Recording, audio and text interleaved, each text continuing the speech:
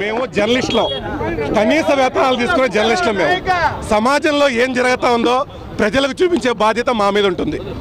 కంపెనీలు ఏది చెప్తే, సంస్థలు ఏది మాకు చెప్తే ఆ పని మేము చేయాల్సిన బాధ్యత మా పైన ఉంటుంది. అలాంటిది నిన్న అనంతపురం జిల్లాలో శ్రీకృష్ణ అనే ఒక ఫోటోగ్రాఫర్ పైన దాడిని నిజంగా తీవ్రంగా ఖండిస్తా ఉన్నాం. ఎవరైతే శ్రీకృష్ణపై దాడి చేశారో వారందరినీ కూడా గుర్తించి వెంటనే అరెస్ట్ చేయాలి.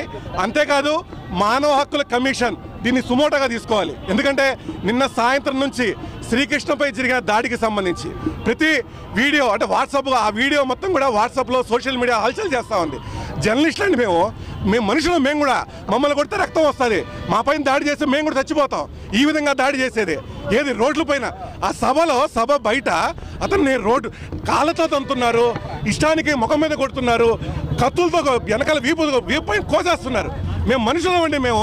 మేము కూడా సమాజంలో ఏం జరుగుతుందో చూపిస్తూ ఉంటాం. ఆ పత్రిక నేను ఏబిసి ఇలాంటి పత్రికలు కానీ ఛానల్ పేరు కానీ చెప్పదలుచుకోలేదు. మేము కనీస వేతనాలు తీసుకుని ఒక సాధారణమైన జర్నలిస్టులు.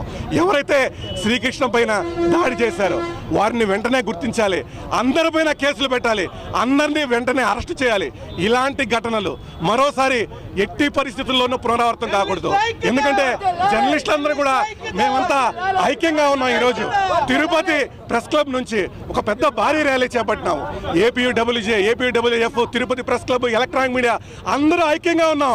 గుర్తించుకోండి, ప్రతి రాజకీయ పార్టీ గుర్తించుకోవాల్సిన అవసరం ఉంది. ఎన్నికల నోటిఫికేషన్ ఇంకా రాలేదు. నోటిఫికేషన్ రాకముందే ఈ స్థాయిలో మీరు దాడి చేస్తారంటే నోటిఫికేషన్ వచ్చిన తర్వాత మమ్మల్ని చంపేస్తారా?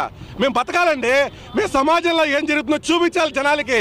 దయచేసి మా పైన దాడులు చేయొద్దండి, మమ్మల్ని క్షమించండి. మేము ఒక సంస్థ ఏదైతే చెప్తుందో దాన్ని బట్టే మేము పాటిస్తాము. ఎవరికి మేము తొత్తులు కాదు, ఏ పార్టీకి మేము మమ్మల్ని ఏ పార్టీ లోపరుచుకోలేదు. దయచేసి గమనించండి, మమ్మల్ని కాపాడండి. సభలో జర్నలిస్ట్ పైన దాడి జరగడం అమానుషం అని చెప్పొచ్చు. గతంలో కూడా ఇలాంటి దాడులు జరిగాయి. మరి నిన్న జరిగిన దాడి ఏదైతే ఉందో చాలా తీవ్రంగా ఆయన కొట్టడం, అక్కడి నుంచి కూడా హాస్పిటల్కి తరలించే నేపథ్యంలో కూడా తరుముకుంటూ కూడా కొట్టడం కూడా ఎలక్ట్రానిక్ మీడియా తీవ్రంగా ఖండిస్తుంది. అదేవిధంగా ఇదే విధమైనటువంటి ధోరణిలో వెళ్తే మాత్రం వైకాపా గూండాలకు ప్రజలు ఖచ్చితంగా బుద్ధి చెప్తారు. ఈరోజు చూసినట్టయితే నిన్న రాప్తాడులో జరిగిన సంఘటన ఫోటోలు తీయడం తప్ప అండి? అంటే సంస్థ ఏది చెప్తే ఈరోజు జర్నలిస్టులు అది చేస్తుంటారు. ఈ నేపథ్యంలో కూడా నిన్న జరిగిన సంఘటన ఆయన ఫోటోలు తీయడం, సభకు వచ్చిన ఫోటోలు తీయడం తప్ప, ఆ సభ ఫోటోలు తీస్తున్నాడని వెంటనే అక్కడున్న గుండాలు, అంటే గుర్తు తెలియని గుండాలు, అది వైకాపా గుండాలు కావచ్చు, మరొకరు కావచ్చు, ఈరోజు వారిని అందరినీ కూడా భద్రంగా ఉండాలి. మేము కూడా జర్నలిస్టులం, మేము కూడా మనుషులం.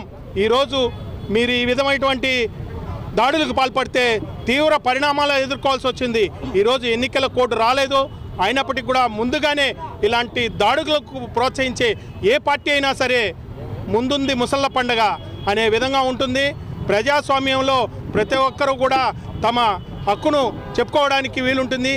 ఇలాంటి సమయంలో ఏదైతే అక్కడ జరిగిన సభను తీయడానికి వెళ్ళిన కృష్ణ ఫోటోగ్రాఫర్పై దాడిని తీవ్రంగా ఖండిస్తున్నాం. అంతేకాకుండా ఇలాంటి ఘటనలు మరోసారి పునరావృతం కాకుండా ఏదైతే ఇప్పుడు దీనికి సంబంధించి వైకాపా పార్టీ కూడా బాధ్యత వహించాలి. వెంటనే ఎవరైతే దాడి చేసిన వ్యక్తులను గుర్తించి అరెస్ట్ చేయాలని కూడా మేము ఫోటోగ్రాఫర్పై దాడిని మేము తీవ్రంగా తెలుగుదేశం పార్టీగా ఖండిస్తూ, ఒక ముఖ్యమంత్రి సభలో ఈ దాడి జరిగితే కనీసం ముఖ్యమంత్రి ఏమాత్రం కూడా స్పందించకుండా అటు ఫోటోగ్రాఫర్లకి తమను పిలిచి ఒక క్షమాపణ చెప్పకుండా దాడి చేసినటువంటి వ్యక్తుల మీద ఎటువంటి చర్యలు తీసుకోకుండా నిమ్మకు నీరెత్తినట్టున్నారంటే నిజంగా సిద్ధం అంటే దీనికైనా జగన్మోహన్ రెడ్డి అని మేము సూటిగా ప్రశ్నిస్తున్నాము.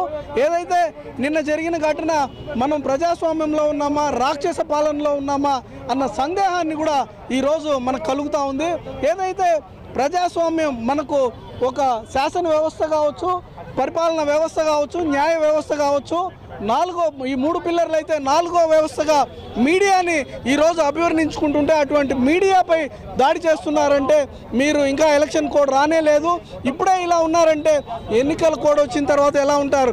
దేనికైనా మేము కూడా సిద్ధంగా ఉన్నామని తెలియజేస్తూ ఇదే మీడియా మీద జరిగిన దాడికి మీడియా మిత్రులు కూడా వారి మీద ఎదురు దాడికి సిద్ధంగా ఉండాలని జనసేన పార్టీ తరఫున నిన్న జరిగిన దాడిని జనసేన పార్టీ తీవ్రంగా ఖండిస్తూ ఎవరైతే బాధితున్నారో వారి పూర్తిగా మద్దతు తెలుపుతూ ఎవరైతే ఈ ఇంత దారుణాలకు పాల్గొంటారో వారి మీద ఖండించాలని తెలుసుకొని అంతాయత్తం కేసు పెట్టి వాళ్ళని జైల్లో పెట్టాల్సిన బాధ్యత ప్రభుత్వం మీద ఉంది. లేకపోతే సొక్కాయలు మడిచిన జగన్మోహన్ రెడ్డి కాదు, మీడియా మిత్రులు సొక్కాయలు మడిస్తే ఎలా ఉంటుందో ఒకసారి ఈ రాష్ట్ర ప్రజలు తెలుసుకుంటూ కూడా తెలియజేస్తున్నాం. జరుగుతున్నటువంటి దుర్మార్గపు చర్యలకి నిన్న జరిగినటువంటి రాష్ట్ర బహిరంగ సభలో స్వయాన జగన్మోహన్ రెడ్డి పాల్గొన్నటువంటి బహిరంగ సభలో దారుణాతి దారుణమైన సంఘటన జరగడం అనేది రాష్ట్రానికి పరిస్థితి ఏ విధంగా ఉంది అనే దానికి నిదర్శనంగానే సంఘటన ప్రజలందరూ కూడా భావిస్తున్నారు. మేము కూడా తెలుగుదేశం పార్టీ జరిగినటువంటి ఆ దుర్ఘటనకి బాధతో ఈ రోజున మన మీడియా సోదరులందరూ కూడా సంఘీభావం తెలుపుతూ తప్పకుండా ఏదైతే రోడ్డు వేసిందో దాని మద్దతు పలుకుతూ మేము తప్పకుండా ఎవరైతే దోషులు ఉన్నారో, ఎవరైతే ఈ అరాచకపు కార్యక్రమాలకి నాంది పలికారో వాళ్ళని తప్పకుండా అరెస్ట్ చేసి మరి ఎవరైతే బాధితులు ఉన్నారో అతనికి న్యాయం చేయకూడే విధంగా నిర్ణయం తీసుకోవాలని ఎస్పీ గారిని అదేవిధంగా కలెక్టర్ గారిని కూడా కోరడం జరిగింది.